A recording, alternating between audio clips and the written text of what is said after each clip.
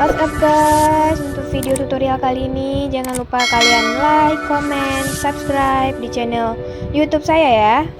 Oke baiklah, assalamualaikum warahmatullahi wabarakatuh. Perkenalkan, nama saya Della Alfionita, NPM F0G0200063 dari Prodi FMIPA D3 Kebidanan Universitas Bengkulu.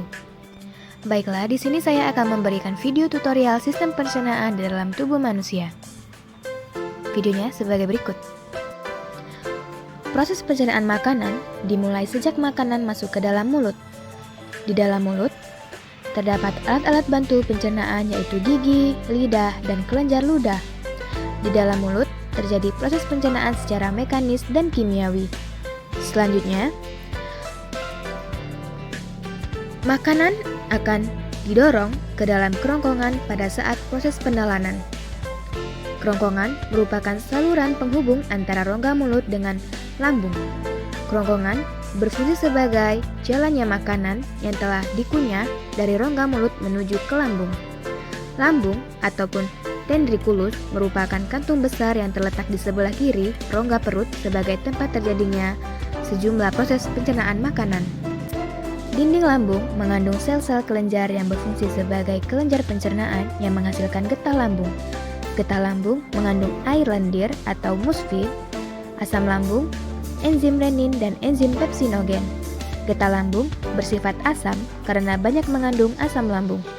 Asam lambung berfungsi membunuh kuman, penyakit, atau bakteri yang masuk bersama makanan dan juga berfungsi untuk mengaktifkan pepsinogen menjadi pepsin.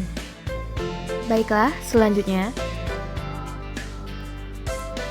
makanan sedikit demi sedikit keluar menuju usus 12 jari yang merupakan bagian dari usus halus. Pada usus 12 jari, bermuara saluran getah pankreas dan saluran empedu. Selanjutnya, empedu dialirkan menuju saluran empedu ke usus 12 jari.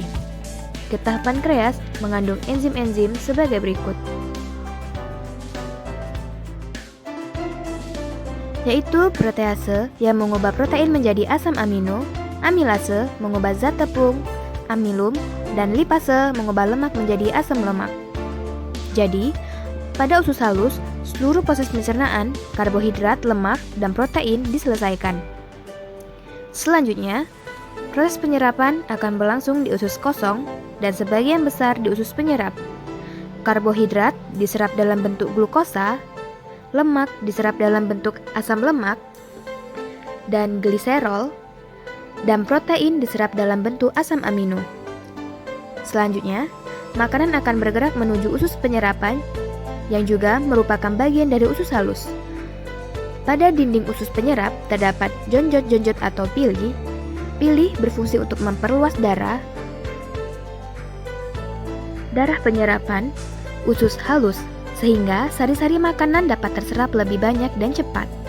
Dinding pili banyak mengandung kapiler darah dan kapiler limfi atau pembuluh getah bening usus.